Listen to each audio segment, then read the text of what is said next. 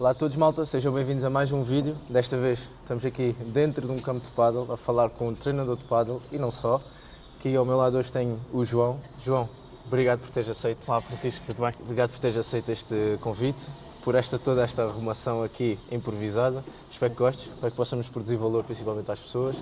Para a malta que está na febre do pádel, já vamos falar um pouco também sobre isso. Okay. Que possas também ajudar, de certa forma, quem tem curiosidade a querer começar ou não, ou mesmo só se divertir. E também, de certa forma, conhecer um bocadinho quem está aqui, o João, de onde é que vem, etc, etc. Bora? Okay. Vamos nessa? Então, boa tarde a todos, a quem nos vê. Yeah, Meu nome é João Augusto, sou treinador de pádel.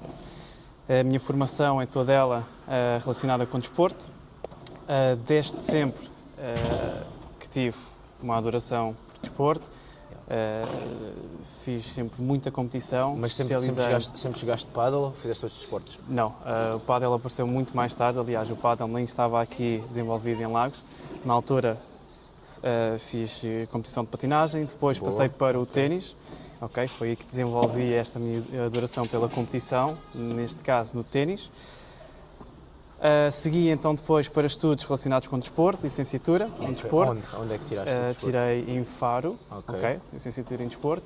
Voltei para cá e comecei a dar aulas de ténis. Ok. Depois de terminares a licenciatura? Depois de terminar a licenciatura. Ok. E só durante esse processo, enquanto cá estava a dar aulas de ténis, é que nasceu aqui o primeiro campo de pádel em Lagos. Okay. E foi aí o primeiro contacto que eu tive com a modalidade. Ok. Estamos a falar há quantos anos? 5? Não, há muito mais tempo. Há muito mais tempo que está aqui o primeiro campo feito? Sim, há muito mais tempo. Sério, 8?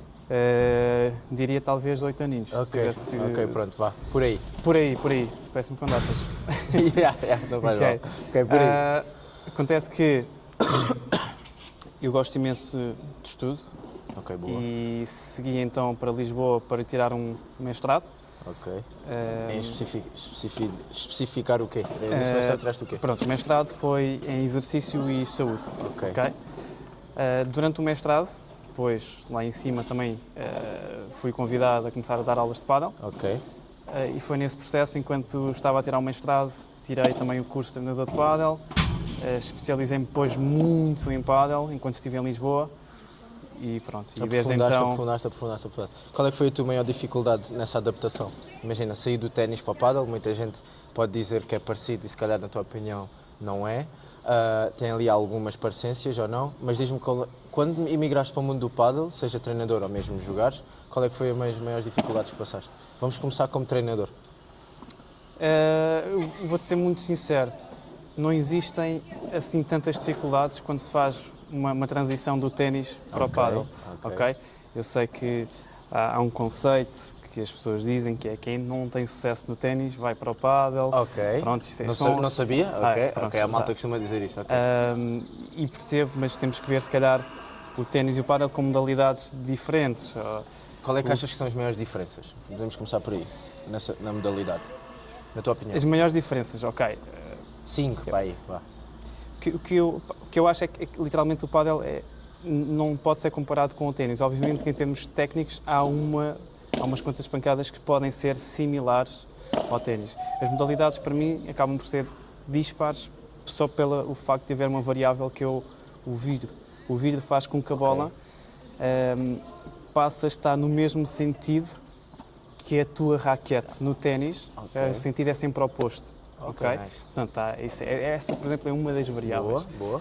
Daí torna a modalidade um bocadinho mais distinta. Outra, no ténis procura sempre muito a bola profunda, rápida. No pádel temos um vidro que, uma vez mais, faz com que a bola volte e nem sempre a bola rápida é vantajoso. Okay? Permite um contra-ataque, permite partir de uma posição que estamos em vantagem, que é estar na rede, para desvantagem, porque ela acabou por saltar muito no vidro, os adversários chegam, está um ponto. Quando tu falas em vantagem e desvantagem, vantagem é quando estamos mais perto da rede ou não? Não tem nada a ver? Pode-se ver dessa forma. Dá-me um exemplo de uma jogada, como é que é uma vantagem e uma desvantagem, básica, fácil. Pronto, uma posição vantajosa, podemos falar assim neste contexto, uma posição vantajosa é estar na rede. Ok. Isso é uma posição vantajosa, mas nem sempre quando estás na rede, e estes são conceitos que se devem passar para os atletas. Nem sempre, quando se está na rede, está-se a atacar ou deve-se estar a atacar. Nós podemos estar na rede e podemos estar a defender. Okay? Nós podemos estar numa zona de meio campo e podemos estar a defender ou a atacar. Atrás igual, atrás que normalmente se diz, atrás estamos a defender. Não, atrás também podemos estar a atacar. Okay? Atrás também posso mandar um bilhete ao corpo do adversário e eu estou a atacar e ele está a defender. Exatamente. Portanto, há aqui vários conceitos, que é o mundo do pádel, e tudo isto, esta dinâmica faz com que o ténis e o pádel depois tenham esta pequena distinção. E sentes que está a haver muita imigração do ténis para o pádel cada vez mais? Sim. Ou sentes que vai haver mais?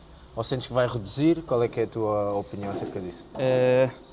Sim, eu acho que houve uma transição muito grande nestes últimos anos de jogadores de ténis passarem a jogar pádel. Isso é um facto. Agora, o que eu acho é que a modalidade do ténis também não morreu. Pelo contrário, eu acho que o ténis foi um bocadinho potenciado pelo pádel. Era uma modalidade que à partida estava a regredir e até se sentiu aqui um bocadinho no clube e parece que ali, isto não é preciso, mas ali confinamentos e coisas do género, em que o pádel foi das primeiras modalidades a poder ser feita, porque é considerado uma modalidade individual. Estranho. Não sabia. É mesmo considerado individual? E é preciso 4 pessoas para jogar? Jogar a 2, sim. Jogar a 2, jogar de forma coletiva. Exato. Estranho. Olha, estranho, mas espera aí. É um bocado estranho. No sentido de, eu estou a jogar, eu também tenho que me adaptar ao jogo do meu colega, logo já não é individual. Certo. Há aí vários contextos. Eu posso dar 2 perspectivas em que eu acho que eu também não sei definir o que é o certo ou o errado. Acho que, por exemplo, percebo esse conceito, porque na verdade não é como se fosse o basquete, eu passo a bola para o meu parceiro e depois meto para o outro lado. Portanto, por aí também não está errado. Há um ranking individual, por exemplo. Imagina, eu ganho contigo, eu vou jogar com outra pessoa, eu ganho... Tens os teus pontos. Imagina, nós entramos num torneio e entramos com a soma dos nossos pontos. E depois é definir então Olha, cabeça... Não sabia, fixe. Agora tem surgido aí conceitos em que torna a coisa já de equipa. Pronto, aí já é diferente, já é um contexto em que jogamos os 2, depois jogam outros 2 e essa é uma das vitórias, portanto nós aí depois já funcionamos como equipa e aí já é considerado outro tipo de modalidade. Mas são conceitos ainda um bocadinho assim abstratos e... Mas sentes que ainda tem muito para evoluir o pádel? No sentido de modalidade, não negócio, sendo este termo, mas estou a dizer crescer no sentido de modalidade. Claro, eu acho que o pádel é mesmo uma modalidade tão recente. Estamos aqui em transições, aquilo que eu sabia, aquilo que se fazia há 5 anos atrás, hoje em dia já é uma coisa que já é ultrapassado. Há 4 anos atrás, é uma coisa que se está a ultrapassar. Portanto, a coisa também acaba... Eu estou a sentir que esta modalidade também ainda está aqui num pico de crescimento muito grande. Perspectivas de ensino, ideias de jogo, está a ser tudo muito rápido, estas transições muito rápidas. E sentes que, imagina, falando nos jovens, e como tu trabalhas, e estamos de certa forma ligados à modalidade nesse sentido com os jovens, sentes que cada vez há mais... Toda a gente quer ser o Cristiano Ronaldo. Pronto. Tu sentes que os jovens a jogar pádel também querem ser os deuses, Vamos dizendo assim. Eu acho que ainda não. Porque ainda não existe uma cultura muito grande. Já vai havendo uma cultura de se jogar pádel e beber uma cerveja no final. Perfeito, muita gente a jogar. Mas ainda não, ou seja, como é tudo muito recente, quem nós temos na escola, os miúdos, obviamente que eles veem muito pádel, mas ainda não têm bem aquele sonho de... Esse sonho. Mas eu acho que essas ideias nem sempre são dos miúdos. Acho que parte também um bocadinho dos pais, essas ideias que eu quero que o meu filho seja Cristiano Ronaldo. Literalmente. Portanto, enquanto a modalidade ainda está muito contra os treinadores e dos miúdos, não quer dizer que os pais não estejam envolvidos e devem estar envolvidos, mas enquanto não está... diretamente. Eu acho que tem um trabalho a 3. Eu acho que é uma pirâmide. Eu acho que é um trabalho de pais, atletas e treinador. E não simplesmente treinador e ou atleta. Só treinador ou só atleta. Concordo. Mas enquanto o trabalho for feito desta forma, eu acho que essa falsa expectativa não está, essa ideia não existe tanto. Porque eu sinto muito que isso no futebol Sim. E pronto, eu É doença, vi é muito doença. e vê-se muito, faz muita aflição ver jogos de futebol aqui locais, regionais, que é uma coisa, é uma aflição, porque é esse conceito que Exato, está em cima. e acho que o porquê de eu perguntar isto, os atletas de futebol, mesmo estando em clubes, vamos chamar pequenos comparando com a dimensão que querem chegar, eu sou jogador, vou dar nomes mais fácil, eu sou jogador, jogo aqui na cidade e tenho aquela forma de ser, sinto-me um grande jogador, mas o que é certo é que ainda não conquistei nada. O que eu reparo aqui nos atletas é que são muito mais humildes e podem querer também chegar a ambições grandes. Ok. Estás a entender o que eu quero dizer? Estás a falar que neste nosso contexto Neste achas nosso contexto, que... exato. Ok, Acho ok. muito humildes e muito bom no facto deles têm a vontade de querer aprender. E acho que é o mais essencial na idade deles. Porque, não tendo isso, ou quererem saber, ou pensarem que já sabem tudo, nunca vão aprender. Estás a entender? não os levam. E uma grande, porque eu fiz a transição de parar completamente de jogar de futebol e a modalidade mais próxima que eu tenho agora, que lido mais, é aqui, e foi essa grande discrepância, qualidade enorme, Sim. nesse sentido, dos atletas, das pessoas, Sim. de pessoas terem convívio, de Sim. haver, eu quero ganhar ao outro, pá, mas depois daqui vamos beber a tal cerveja. Sim. Os quatro, estás a entender o que eu quero dizer? No futebol, no distrital existe, mas há muito pouco isso. Porque eu é que sou bom, eu é que sou... Isto para dizer o quê? Sentes que os atletas têm eles atingem um nível de maturidade e sentes que, quando chega a esse nível de maturidade, estagnam ou conseguem sempre evoluindo mais só nesta modalidade do pádel? É assim, Como é que tu vês o crescimento deles? tu tens aqui muitas variáveis. O crescimento do atleta, obviamente que há sempre um platô, há sempre ali uma altura em que ele consegue evoluir muito, seja em termos técnicos, seja em termos táticos, tomada de decisão, psicológicos até. Yeah. Isso é em qualquer modalidade, isso é inerente a qualquer modalidade. Aqui nós temos atletas que, por exemplo, já evoluíram imenso e que neste momento estão a chegar à fase em que o processo de evolução está a ficar muito mais lento. Ok. Portanto, eles sentem que a melhoria já não é tão óbvia. Okay? Isso agora depois é o trabalho que a gente vai ter que fazer. Queria só pegar aqui nesta ideia que começavas a comparar com o futebol e porque é que eles aqui, tu sentires que eles aqui parece terem um bocadinho mais de humildade. Eu concordo contigo que eu acho que os miúdos que nós temos aqui, e pode ser uma situação isolada, mas Exato. que eu acho que não é. Acompanho o circuito, os jovens de pádel e digo-te que é muito raro ver aquele miúdo que faz competição, que o miúdo é um sacana, falta ao respeito, não são muitos, são muitos. Agora, a pergunta é, porquê? Yeah. Temos é que fazer a pergunta do porquê. E porquê que no futebol acontece tanto? Há imensas variáveis, são assuntos, um deles é, para mim, infelizmente, a classe social também dita um bocadinho aquilo que são os comportamentos dos pais e dos próprios atletas, ok? Não estou a dizer com isto que aqui nós temos uma classe social alta, média ou baixa. Temos sim muito bons pais. Isto eu falo, pronto, os meus pais também sabem disto, que eu tenho muita sorte com os pais que nós temos. Porque eles às vezes vamos ser reais. Nós e tu muito mais, já trabalhamos com... às vezes nós temos de treinar mais os pais do que os miúdos. No sentido de, eu trabalhei com atletas de futebol, crianças, é difícil, tu estás a dar uma instrução ao atleta e o pai na bancada a dizer para fazer outra. E depois a criança entra ali num conflito de faça o que o meu pai diga ou faz o que o treinador diz. E é nesse sentido de nós conseguirmos falar com os miúdos para nos ouvir aqui. Exatamente. E quando saírem daqui para ali, no sentido de que, como tu disseste, é um triângulo, mas os pais também têm que estar em sintonia e abertos para ouvir a opinião do treinador, porque no fundo toda a gente quer o mesmo, o bem para o atleta, ponto final. E acho que isso que estás a dizer de os pais serem bons, o ser bom não é dar tudo, não é isso, é ouve o treinador, é o pai dar-nos essa responsabilidade e essa abertura. Em casa é a casa deles, isso cada um sabe de si. Agora aqui acho que é muito importante isso de os pais conseguirem separar as coisas. Assim que entramos no clube, o treinador ouve o treinador. Se eu tiver uma dúvida, eu vou falar com o treinador, não é, não faças isso que o treinador diz, não, faz aquilo que eu digo. Acho que nisso um bom ponto para tocar. Eu concordo contigo 100%. Imagina, isso que me estás a falar, vou dar aqui um exemplo. Nós temos mesmo, considero que eles são bons pais, porque também nos permitem ser abertos com eles e com os miúdos, mas nós adotamos aqui uma pequena coisinha nas aulas que vai muito em contra ao que tu dizes, que é, vocês no futebol se calhar nem conseguiam fazer isto, mas nós colocamos uma fita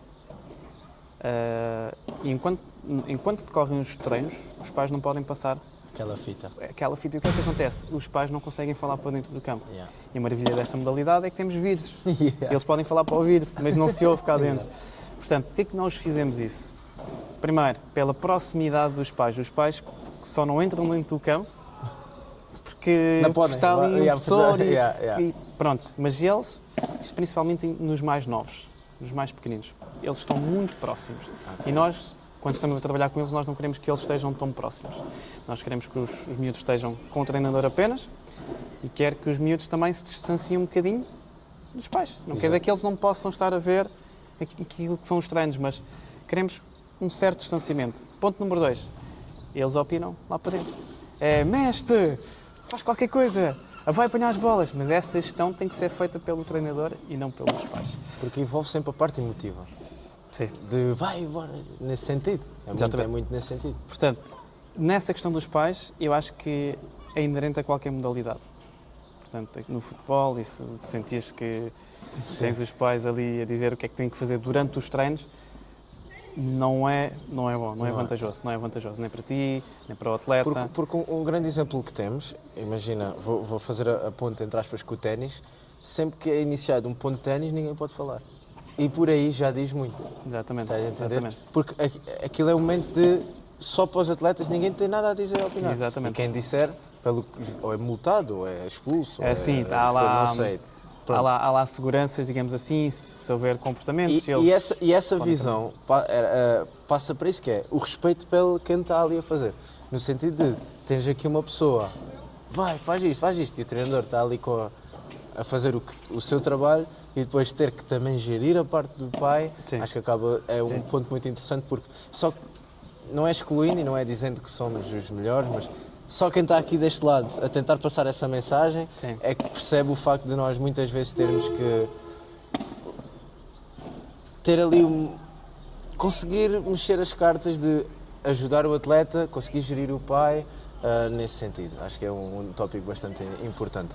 Diz-me, João, tu foste para a universidade, certo? Quando voltaste, qual é que foi o maior impacto que sentiste a nível da modalidade, assim que voltaste?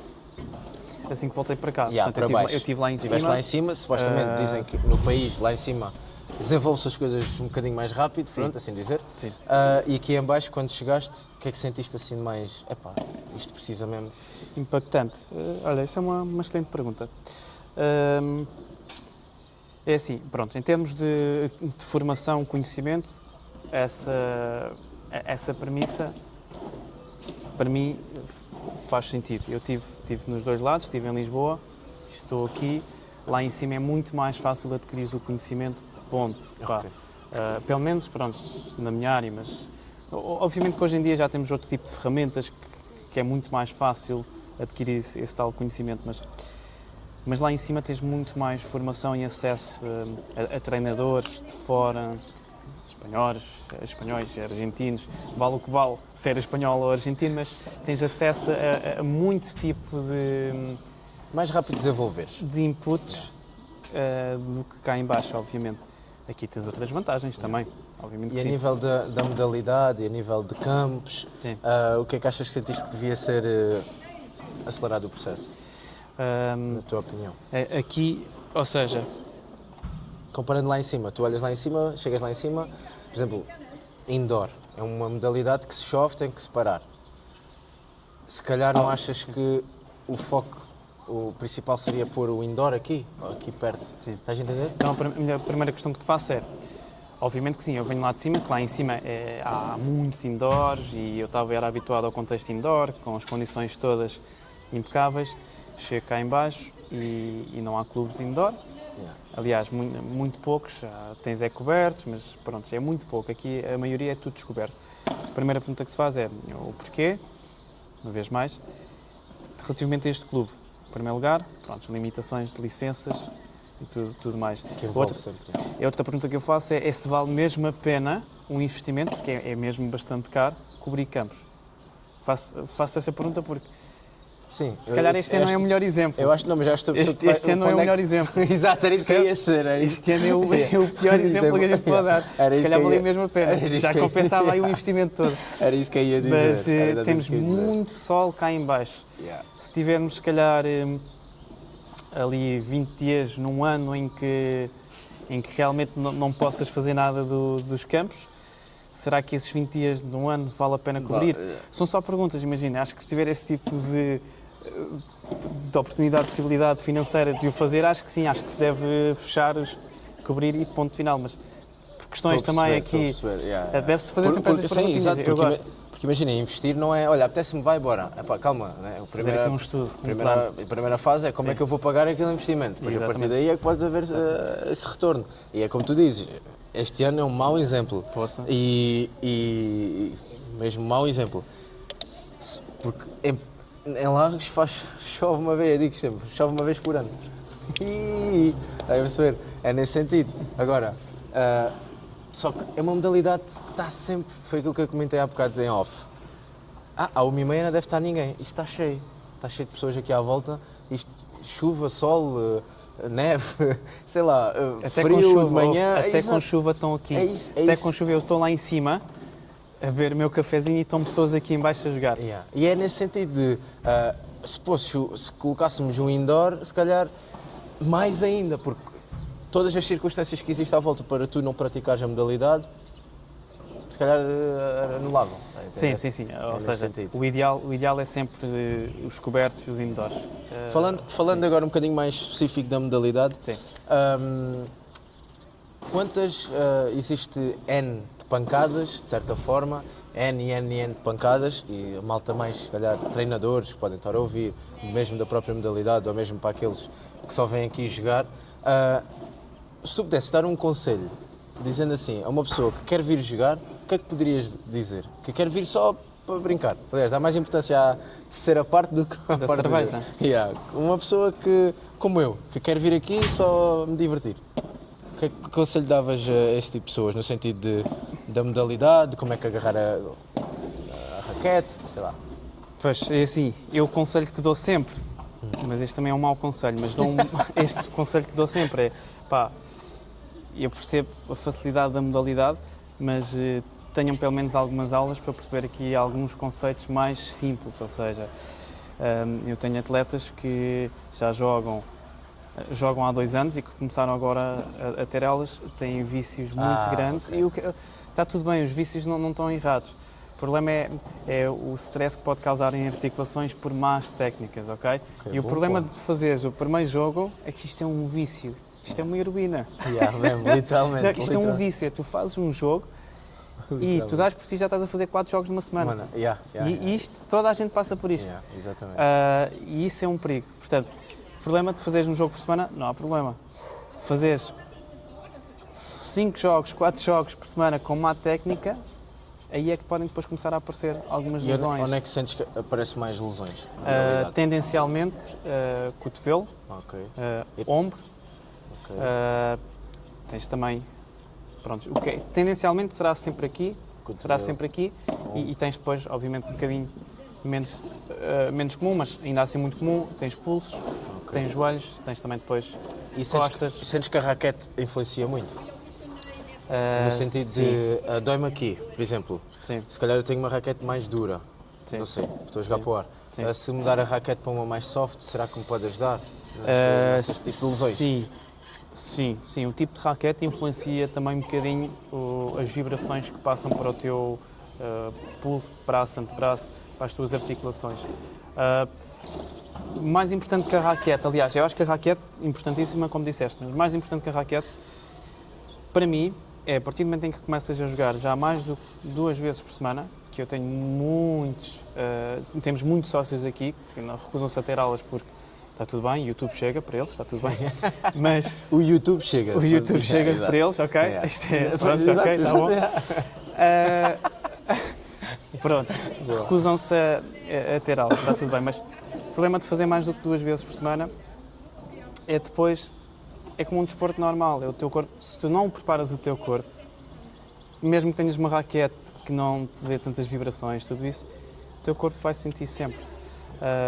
Eu posso fazer uma outra modalidade qualquer, que se eu começar a dar muitas horas, a investir muitas horas nessa modalidade, e o meu corpo vai sentir se eu não fizer uma preparação física, portanto, algum reforço muscular, tudo isso. Portanto, um conselho que eu dou a esses atletas é: estás a fazer 2 vezes, ok, 2 vezes por semana, se já tiveres alguma idade, eu digo, pá, cuidado, faz sempre algum reforço muscular, vai ao ginásio, faz PTs, diz que estás a fazer pádel, pode ser que eles já saibam que se calhar devo reforçar aqui muito mais esta zona, mais aqui estas zonas. Parte um bocadinho por aí, prepararmos o nosso corpo para a intensidade que nós também estamos a querer dar. Porque o que é certo é que é um desporto que é muita carga nas articulações. Não só a nível de pancadas, mas a nível de travar, mudar de direção. Acho que é um desporto muito complexo. Exatamente. Muito. Não é só feito numa só direção, pelo contrário, é tudo o que é sítio. Saltos, arrancar. Exatamente, saltos então para os joelhinhos. Exatamente, e acho que é uma boa mensagem para aqueles que estão a ouvir e a ver até, que não vejam só o YouTube e de certa forma consigam ao mesmo chegar ao pé de quem sabe, literalmente, e perguntar o que é que deveria fazer. Acho que falta isso muito às pessoas, num modo geral, que as pessoas pensarem que sabem tudo, independentemente de começarem numa modalidade ou não. E não, eu é que sei. É assim, é só de coisa e feito. Depois, se calhar começa a doer aqui. E depois, se calhar, quando já estão, é que procuram esse tipo de ajuda, em que é muito mais difícil de contornar a situação, nesse sentido. João, há quanto tempo emigraste para coordenador, certo? Estou a dizer certo? Sim. Coordenador para os miúdos, para o pádel, aliás. Portanto, eu estou aqui no Clube de Ténis de Lagos há 1 ano e meio, ok? E eu estive lá em cima também em projetos de coordenação, mas aqui sensivelmente há 1 ano e meio, e é um projeto que é muito interessante, ou seja, nós aqui a longo prazo. Sim, ou seja, começar a desenvolver aqui uma escola, uma base, uma estrutura de termos muitos atletas jovens a treinar, focados em jovens, porque na verdade esta modalidade não tem uma crise de jovens, dizia eu. Há muitos poucos jovens. E é o que é, faz parte da evolução da própria modalidade. Isto começou há pouco tempo, também, mas cá no Algarve não há essa cultura, os jovens não vão para o pádel, vão para o ténis. Isto é no Algarve e pronto, eu creio que também no resto, mas o nosso papel aqui é começarmos então a trazer muito volume de jovens e dar a conhecer esta modalidade a esses, pronto, lá está, é através desses que a modalidade depois também evolui. E nós neste momento já temos muitos atletas jovens, arriscaria a dizer que se calhar é a escola do Algarve com mais jovens, ok? Posso estar enganado, porque também não sei relativamente aos clubes todos aqui do Algarve, mas temos um número mesmo muito interessante. E a ideia é, temos aí um projeto para que haja também uma possível expansão, que com essa expansão conseguimos ainda meter mais jovens aqui a treinar. No fundo a visão é sempre tentar pôr sempre mais jovens a praticar a modalidade. Porque o que é certo, lá está, é que vamos voltar ao mesmo assunto. Acho que todo o pai quer que seja Cristiano Ronaldo, por isso, primeira modalidade de futebol. E nós trabalhamos com atletas jovens, o ideal não é uma modalidade. Eu chego a dizer várias modalidades, façam vários desportos. Porque são muito jovens para especificar, estamos a falar de idades ali entre os 8, 10 anos, são muito cedo para especificar numa só modalidade. E ficando sempre nessa modalidade, o pico de crescimento nessa modalidade vai chegar ali às idades de 18 anos, já estagnou. Agora, enquanto tiver outro tipo de estímulos, natação, bicicleta, Futebol. BTT, futebol, paddle, handball, sei lá. Há N de estímulos em que depois cada modalidade dá cada coisa e se tu depois especificas numa só, acabas por tudo aquilo, a adaptação que criaste das outras modalidades, consiga potenciar ainda mais esse pico de crescimento, Sim. em que os outros que não fizeram estagnam. Sim. E era daí a importância de incentivar os pais, porque é os pais que mandam, né? Outros desportos, fazer mais do que bora, um desporto. mais, porque, e o que é certo é que está a crescer muito o sedentarismo aos jovens, e isso é muito mau. Podemos falar sobre isso. Como é que tu vês esse ponto? Tu vês que, como é que podemos melhorar essa parte do sedentarismo, na tua opinião, aos jovens? Que apelos podemos fazer, que imagens podemos transmitir? Que... É assim, eu acho que nós temos um problema estrutural grande. Nós temos uma sociedade que hoje em dia é uma sociedade sempre tudo muito à pressa e temos pais que trabalham mais hoje, com menos tempo.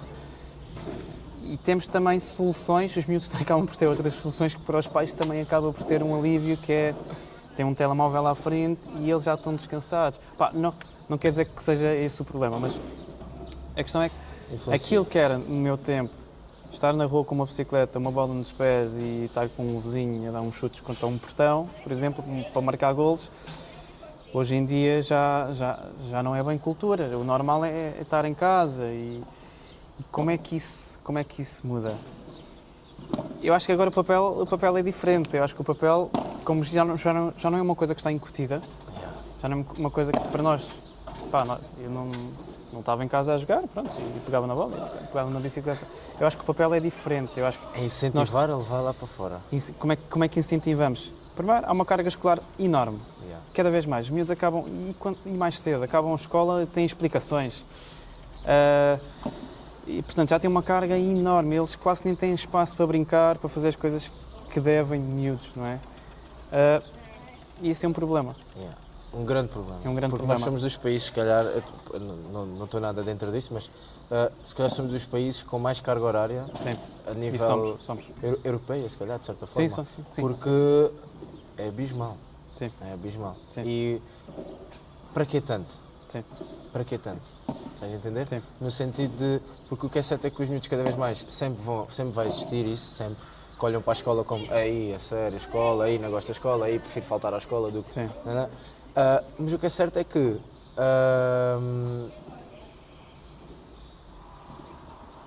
eu parei por estar uma osga, literalmente, a chegar aqui ao pé de mim. Está a passar para ali. Pronto. Não? Não. Eu já fui lá para fora. Estava a ver a osga aqui ao pé. Tudo bem. Estamos bem. Estamos no ar. Estamos seguros aqui. Pronto, desculpa.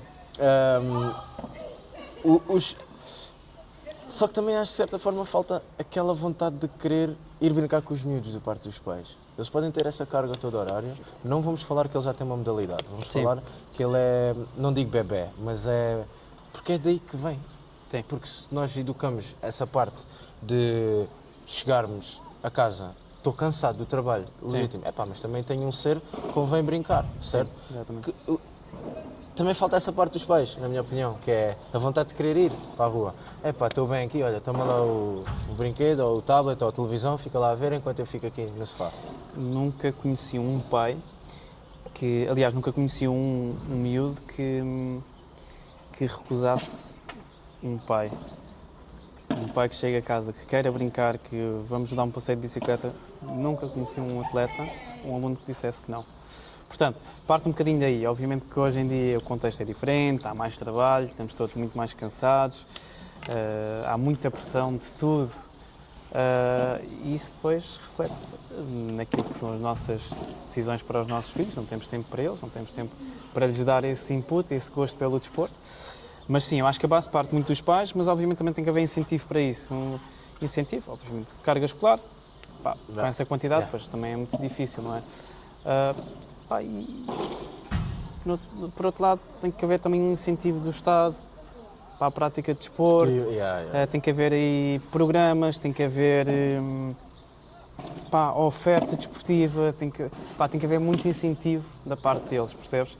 Porque os pais também têm que sentir, ok, por aqui Sim, também exatamente. eles Temos também uma podem via fazer umas verde. atividades, Yeah, exatamente. yeah, yeah, yeah. João, diz-me uma coisa, de onde é que vem essa vontade de querer sempre saber mais um pouco? De querer saber aprender, dessa parte muito humilde da tua parte, de ouvir o outro, que acho que é um fator, dou muito valor a isso. De onde é que vem essa parte? Os teus pais são assim? Sempre tiveste essa postura? Não, se calhar na altura mais jovem não eras assim? Fala-me um pouco sobre isso. Pois, eu acho que, imagina, eu acho que sou um bocadinho aquilo que sempre fui em casa, o que tive em casa. Eu acho que sou o reflexo daquilo que é o conjunto dos meus pais. Portanto, eles sempre me deram estas bases e eu, assustadoramente, sou cada vez mais parecido ao meu pai e à minha mãe. Coisas que eu achava estúpido da parte deles, hoje em dia vejo-me a fazer igual. Portanto, e a maneira de ser depois acaba por ser tudo um bocadinho daquilo que a gente tem em casa. Eles sempre passaram também algum tempo connosco, sempre trabalharam, mas lembro-me de ter os melhores exemplos, que é ao final da tarde, o meu pai chegava a casa e ia dar um passeio de bicicleta e a mim e ao meu irmão, olha, vamos fazer uma bicicletazinha. E eu gabo, por exemplo, essa paciência, porque hoje em dia eu sei que aquele escape que ele tinha de um dia de trabalho ir fazer Ele trabalhava uma bicicletazinha, enfermeiro, ok. ir fazer uma bicicletazinha, aquilo era o momento dele ir fazer uma bicicleta sozinho, mas ele perguntava aos filhos e nós íamos. Portanto, ainda assim, uma pessoa depois absorve também, não é? Mas é tudo um bocadinho aquilo. Aquilo que tive lá em casa, um bocadinho mais também influências de sociedade, depois também é preciso ter um bocadinho de sorte, há muita coisa que é preciso ter sorte na vida também. Também tive boas influências, tive excelentes professores, tive maus, mas tive muito bons professores também. É um ponto muito importante que as nossas crenças e os nossos valores são incutidos desde pequenos. E no sentido do que vemos em casa e ouvimos, pais, e daquilo que é os professores. Acho que os professores têm um papel muito fundamental, não só a nível de ensino, é que nem se calhar tem menos aí, porque o ensino em termos de valores não acrescenta nada, no meu ver, porque ensino é ensino, valores é valores. Mas o professor ter bons valores, de ensinar o que é ética, o que é responsabilidade, e acho que nós, falando de nós, pela profissão que temos, é muito importante essa parte. Conseguirmos falar com eles, conseguirmos ouvir eles, conseguirmos de certa forma incutir algumas éticas, porque eles, o que é certo é que estão em processo de desenvolvimento até, falando cá dentro, até aos 20 anos, vamos dizer assim. E é importante isso, porque o que é certo é que cada vez mais vê-se os miúdos a desistirem, é mais fácil desistir, é mais fácil ficar em baixo, é mais fácil. E esse é um grande papel que nós temos. E eu já te via fazer, e nós já falámos sobre isso, de a importância também de conhecer o atleta. Não só técnico, tirando essa parte técnica, e indo-se também mais para a pessoa. Porquê é que tu procuras isso nos atletas? É saber o que é que ele, quem é o atleta na realidade? Sim, imagina, existem vários estilos de ensino. Eu acho que há sempre vantagens e desvantagens para cada estilo, cada método, cada abordagem. Isto que eu faço, o meu, é com base em toda a minha vivência, principalmente da universidade, ok? Porque eu percebi, e toda a gente obviamente também percebe, mas tu acabas por te relacionar mais com aquela disciplina, aquele tema, se tu tiveres uma ligação com esse treinador, com esse professor. Exatamente. E eu que não, por exemplo, não gostava, não me dizia nada a astronomia, uma coisa assim aleatória, já vou dizer assim, uma coisa aleatória, porque aconteceu depois uma coisa muito aleatória lá na universidade, que é, não sei como, mas acabei por estar a fazer uma cadeira só porque sim, da astronomia, nem tem nada a ver, mas foi tipo, podia fazer mais do que, podia fazer umas opcionais e depois ainda podia fazer mais, depois ainda, por exemplo, acabei um ano com mais créditos do que era normal e foi uma grande confusão. Quase não ia passando tanto, tinha mais créditos do que normal, ok. Aquilo foi uma grande confusão para eles, mas pronto, e foi por causa disso, da astronomia. Mas pronto, e para te dizer que tive um professor que foi das melhores referências que tive e pronto, foi astronomia, biomecânica, que são cadeiras, astronomia não, mas biomecânica são cadeirões, são disciplinas difíceis, muito difíceis, e passei a adorar aquilo. E foi o melhor exemplo que eu tive, é que quando nós nos relacionamos com os miúdos,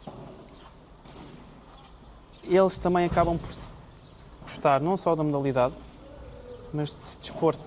Eles têm boas experiências com desporto. E faz com que nós estamos a trabalhar para o futuro, estamos a trabalhar para quando eles tenham 30 anos, eles tenham boas memórias na cabeça, como eu tive também. Portanto, este nosso papel é sempre um bocadinho, não só para perceber o contexto atual, para eles poderem partilhar connosco, o que é que correu bem, o que é que correu menos bem. Há uns mais tímidos, outros menos tímidos, mas que acabam por, com esta ligação, acabam por partilhar, isso é ótimo. Mas isto é depois também tudo para o futuro. Estamos a criar boas memórias para eles, estamos a criar coisas positivas, estamos a trabalhar para esta questão de sedentarismo no futuro. E dar bons valores aos E miúdos. damos bons valores. Produzir valor aos miúdos, exatamente. Porque acho que os miúdos, o que eu sinto, falando dos miúdos que estamos a trabalhar, e é uma coisa que eu gosto sempre de trabalhar muito, a parte psicológica, dizendo assim, não sou psicólogo, né? Mas é o facto de eles olham para o outro lado e gostava de ser como eles. Não, tu, calma, tu também tens valores, também tens qualidades, também tens, quando perdes um ponto não vais abaixo, né? Porque, como estava a dizer, é tão fácil desistir porque as coisas cada vez estão mais fáceis de aceder. E então, se está fácil aqui, se eu não consigo aquilo que é fácil, há outra coisa ainda mais fácil depois para ir. E acho que falta um pouco dessa dificuldade. E esta parte de nós incutirmos isso, e nós falamos disso, os miúdos, e acredito que eles vão ouvir, como é óbvio, estão numa fase... Espero bem que não. Eles estão numa fase em que se calhar vão perder mais do que ganham.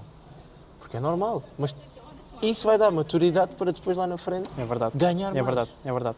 Não, isso é perfeito, é interessante, porque realmente os miúdos hoje não lidam tanto com frustrações, ou seja, e está tudo bem, eu não estou a ser crítico nesse aspecto, é porque a sociedade está assim moldada, nós queremos que os nossos miúdos também estejam seguros, bem, não passem por momentos tristes da vida, e perceba essa bolha toda. Por outro lado, leva-nos a que depois, mais tarde, não consigam lidar com o tipo de situações. E sim, isso que me estás a dizer, isso é verdade. O desistir, eles quando perdem um jogo, não é que eles desistam, mas por acaso estes já vão estando um bocadinho mais trabalhados nesse aspecto. Porque mas havia um facilitismo, havia ali um facilitismo, porque realmente é o reflexo da sociedade hoje em dia, como os miúdos estão a ser educados e tudo isso, que eu vou fazer igual, atenção, se calhar ainda vou ser pior deles todos. Mas nós, pronto, o nosso propósito é esse, é conseguirmos que eles também percebam que não faz mal perder, faz parte do processo. E eu desvalorizo sempre muito a derrota com eles. Desvalorizo, vai chegar a um certo ponto, não vou desvalorizar, que não posso desvalorizar, ok? Um ponto mais à frente, mas para aquilo que a gente está a fazer para certos atletas, isso é o menos. É o menos. Isto é um processo, eles têm que passar por certas coisas. Estão a aprender imensa coisa dentro do campo, agora estão com muitas ideias, temos que agora começar a organizar as ideias, tipo um puzzle, e a pouco é que isso vai ter que ser passado em jogo. Mas para até lá eles têm que perder, têm que saber perder. Tem que saber ganhar também, mas tem que saber perder. E saber perder com a cabeça levantada é um passo muito grande. Tem que saber gerir emoções. Em tudo, exato. E em tudo na vida. De conseguires perder e perdeste. Isto vai ser um bocado de nada a ver. Perdeste alguém, um exemplo, uma coisa muito dura. Conseguir trabalhar sobre essa perda faz-te evoluir mais na vida. Exatamente. Que só perdi. Olha, perdi. Não, perdi, mas onde é que eu também posso ganhar? Como é que eu posso ultrapassar? É tentar, de certa forma, nós próprios irmos à busca das soluções que nos fazem, de certa forma, evoluir. Porque muitas vezes nós perdi. E ficamos aqui. E, não, perdi. E como é que eu posso chegar lá? Porquê que eu perdi? Ok, perdi por causa disto. Então significa que ali à frente, mais lá na frente, não posso fazer isto. N situações.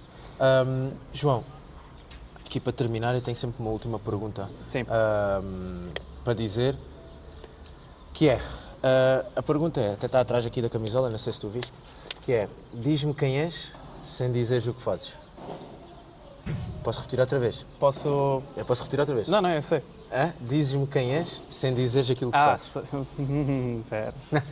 O que é que não vou percebeste? dizer. Não vou dizer esta. O que é que percebeste? Não, eu percebi. Podes pensar um bocadinho. É uma pergunta assim um bocado fora do normal.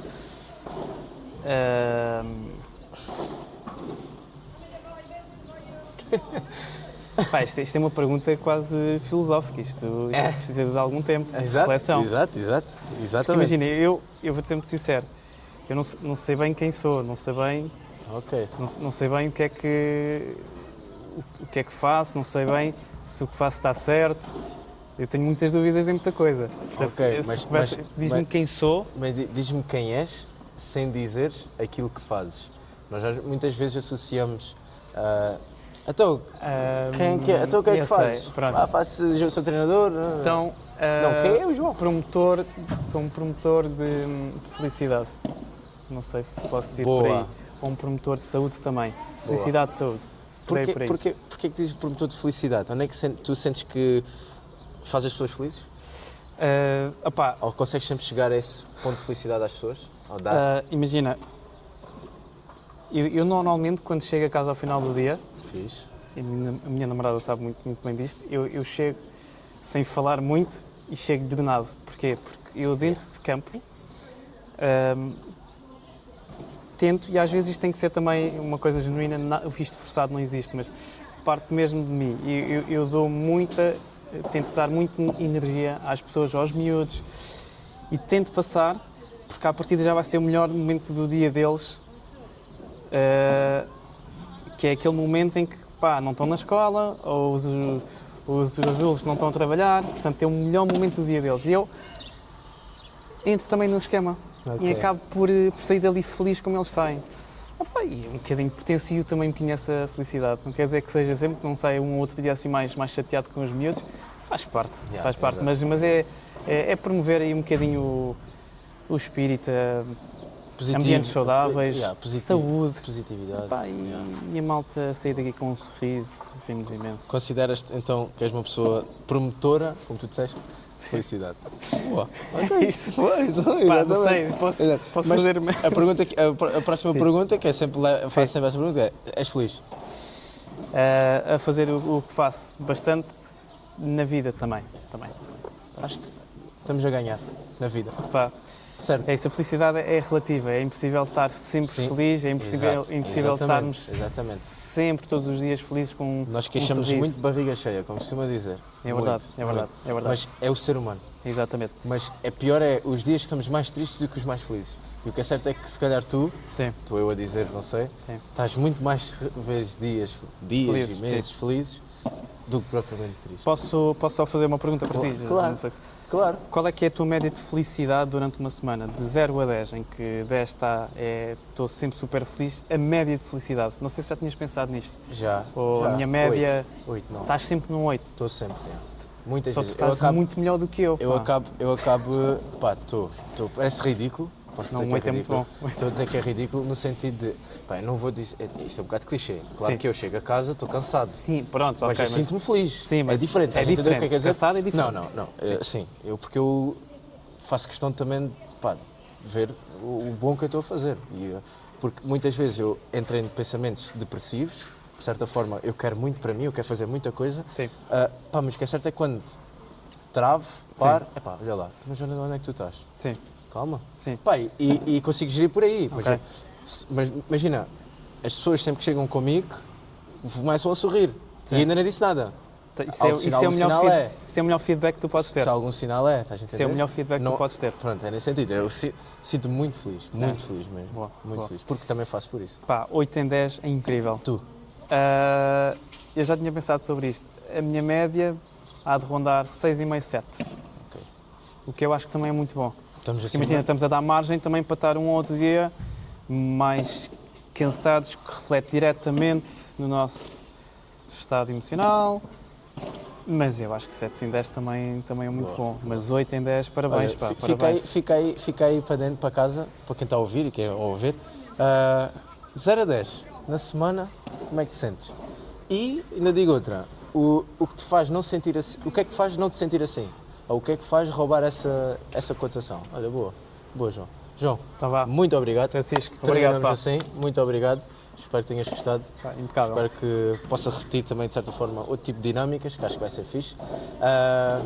E obrigado mais uma vez. Pá, obrigado. Obrigado aí em casa. Boa. Malta, espero que tenham gostado.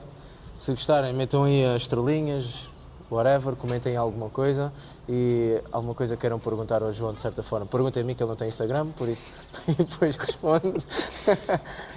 Por isso, não é isso. Malta, espero que tenham gostado. Um abraço e vemos no próximo episódio.